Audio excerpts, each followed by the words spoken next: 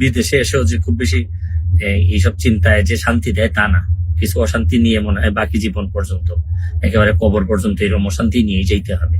আমার জীবনে অনেকগুলা ভুল সিদ্ধান্ত, ভুল কাজ আছে আমার জীবনে, আমি মানুষ হিসেবে অনেক ভুল করছি।